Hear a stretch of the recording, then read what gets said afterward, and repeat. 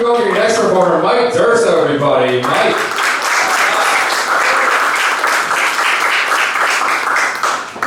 All right, so first I have to answer a question I was asked in front. Somebody pointed at me and said, "What is that haircut?" This is not a mullet.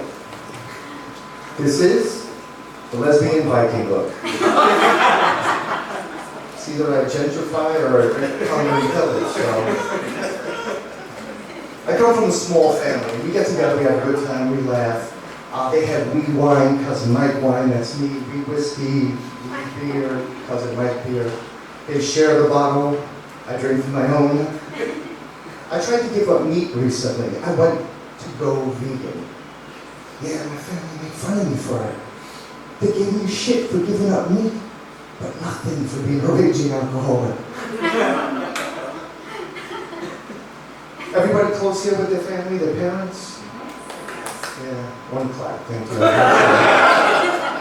Everybody's full of shit. So when I was young, I suffered from anxiety and I fought through it and I became an actor, a comic, and a podcaster. I don't want to be the only white guy who doesn't have a podcast. But I asked my mother, what do you say to your new friends? What do you say? What's the one word you would say to describe them? And she said, not one, two. What are these two amazing words? She said, you are to me uncomfortably charming. I never heard these two words together. So I did a good Google search, and when you look up uncomfortably charming, asked by your mother, you find the names of John Paul Knowles, John Wayne Gacy, Ted Bundy. Serial killers. My mother put me in a category with serial killers. I'm single.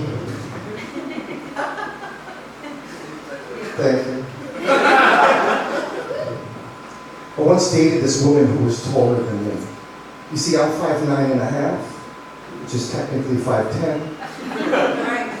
She's 6'2", and heels 6'3". So every time she went to kiss me, she would lean down, and I caught her. She booped me. I don't like this. So every time I would go to see her, her name is Ava. And I would run to her, and I would say, Ava, Ava, up, up! Turns out she didn't like that. Anybody to do the DNA search, 23andMe? Oh, that's two of us. Oh, yeah. So I did the DNA search, and to give you an idea about my family, they're Italian and Irish. And if you're keeping score, that's 2 shades of white. Yeah. And I did my DNA search, and what I found out was 4 shades of white. I'm Italian, Irish, English, and Scottish. When you find out you're Scottish, you have to tell a story in a Scottish accent. So here it goes. This is a true story, I'll tell you here now. One day we're out celebrating Tartan Day, a most glorious holiday. And this young mom, she walks over to me and she says, excuse me, son in the kilt. Is it true they say you don't wear any underwear under there? It's like, well, you have to find for yourself. And she took both her hands and put it under, both arms. And she said, sir, it's gruesome. And if you keep your hands there a little bit longer, it'll gruesome more.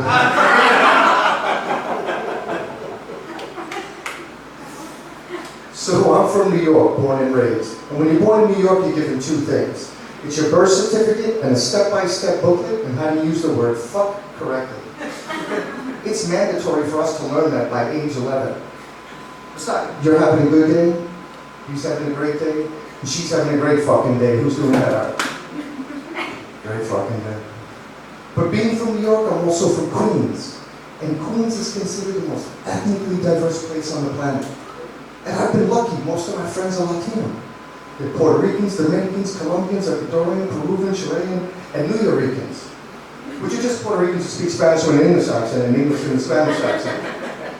But I do have other white friends, yes, more Caucasians. But like every successful basketball team, we limit ourselves to 3 white guys at a time. So this week, I'd like to share something special with you guys. I turned 50.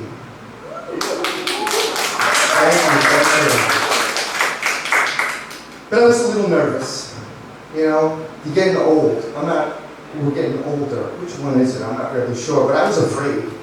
And so my friend said, don't worry about it. The warm weather, it brings out daddy issue season. It's my favorite New York season of the year. And May is Mental Health Awareness Month, so this could be crazy fun, or just fucking crazy. I'm up for everything. But as you do get older, things start to hurt. First it's your knees, then it's your back. You know, my arms and my shoulders are like, hey, let's pick up this ball off the floor. And the rest of my body's like, no. No, shut the fuck up. Anyway, that's my time. You've been great. I appreciate it.